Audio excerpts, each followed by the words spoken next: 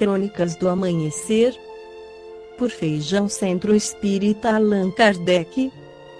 Balneário Gaivota, 19 de julho de 2018. As redes sociais e a saúde mental, parte 1. O dia 20 de maio marca o fim da Semana de Conscientização sobre Saúde Mental, uma campanha da Fundação de Saúde Mental, uma instituição de caridade britânica.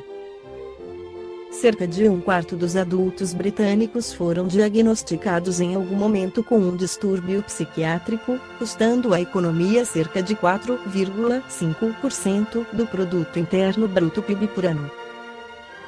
Essas doenças têm muitas causas, mas um corpo crescente de pesquisas demonstra que, nos jovens, elas estão ligadas ao consumo pesado de mídias sociais. De acordo com uma pesquisa realizada em 2017 pela Royal Society for Public Health, os britânicos de 14 a 24 anos acreditam que o Facebook, o Instagram, o Snapchat e o Twitter têm efeitos prejudiciais sobre o seu bem-estar. Em média, eles informaram que essas redes sociais deram um espaço extra para a autoexpressão e a construção de comunidades. Mas eles também disseram que as plataformas aumentaram a ansiedade e a depressão, privaram-nos do sono, os expuseram ao bullying e criaram preocupações sobre sua imagem corporal e o medo de ficar por fora. Estudos acadêmicos descobriram que esses problemas tendem a ser particularmente graves entre os usuários frequentes. Sean Parker, presidente e fundador do Facebook, admitiu que o produto funciona explorando uma vulnerabilidade na psicologia humana. De fato, um experimento de 5 neurocientistas em 2014 concluiu que o Facebook aciona a mesma parte impulsiva do cérebro que os jogos de azar e o abuso de drogas. No entanto, é difícil provar que ficar obcecada com curtidas e comentários causa doenças mentais, e não o contrário.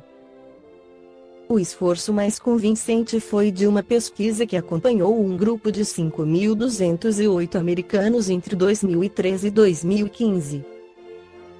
Verificou-se que um aumento na atividade do Facebook foi associado a uma diminuição na saúde mental. Uma solução óbvia para o problema é reduzir o tempo de uso das redes sociais. Mesmo os usuários mais obsessivos devem ser capazes de se afastar por um tempo. O estudo neurocientífico no Facebook descobriu que os viciados em redes sociais teriam menos dificuldades para se afastarem do que os viciados em drogas ou jogos de azar. E os dados do Moment, um aplicativo de rastreamento de atividades, mostram que é possível que os usuários leves de mídias sociais também tenham acesso ao conteúdo. A cada semana, foi perguntado para os seus 1 milhão de usuários se estão felizes ou tristes com a quantidade de tempo que gastaram em diferentes plataformas. Quase 63% dos usuários do Instagram dizem estar tristes, uma parcela maior do que qualquer outra rede social. Eles gastam uma média de quase 1 hora por dia no aplicativo.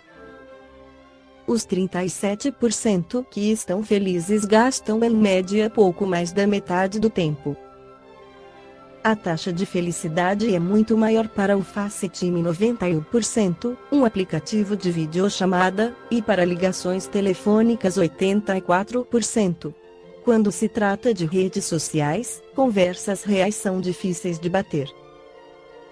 A revista O Consolador, na sua edição de 13 de maio de 2012, em seu editorial intitulado Kardec e as redes sociais, afirma: o confrade Wellington Balbo, assíduo colaborador desta revista, em artigo publicado aqui mesmo no dia 22 de janeiro, examinou um tema interessante suscitado por uma pergunta que sua filha lhe fez: pai, se Kardec vivesse nos tempos de hoje, ele teria o Facebook ou Orkut?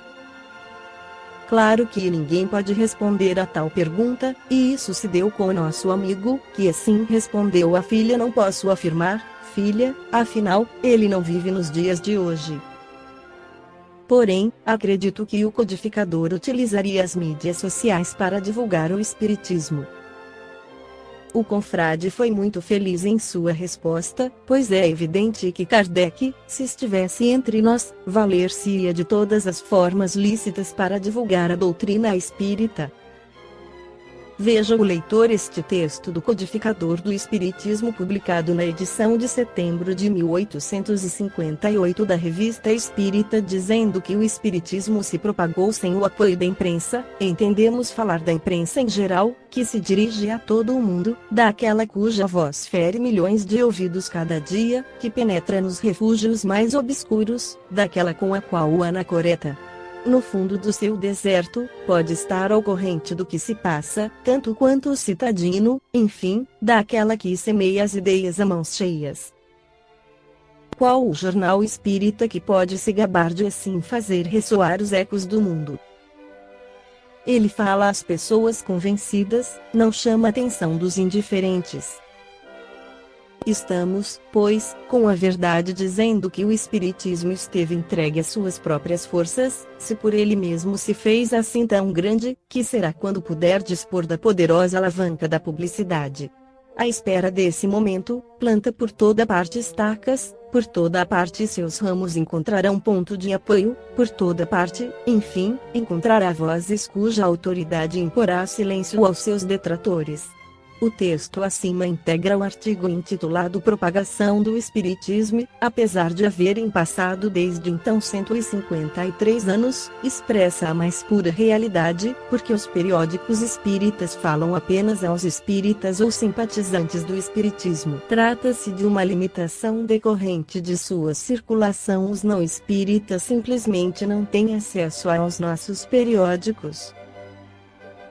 Diferentemente ocorre com os grandes jornais, as emissoras de rádio e as redes de televisão, que atingem grande parte da população, se não a população inteira. Mas sua utilização por parte das instituições espíritas tem um custo bastante elevado que, salvo raríssimas exceções, está fora de suas possibilidades. Quanto às redes sociais, sabe-se que são elas, hoje, as únicas que podem penetrar nos refúgios mais obscuros a que se referiu Kardec e chegar tanto a quem mora na cidade como aos que moram no campo ou no deserto. E tudo isso a custo ínfimo ou zero. Confrades nossos que já se valem das redes sociais YouTube, Facebook, Orkut e meios similares para divulgarem as ideias espíritas, podem dar o testemunho de que é possível, sim, ampliar a divulgação da doutrina espírita sem necessidade de grandes recursos financeiros, uma medida que Kardec, sem dúvida nenhuma, também adotaria. Esta foi a crônica do amanhecer de 19 de julho de 2018, por Feijão.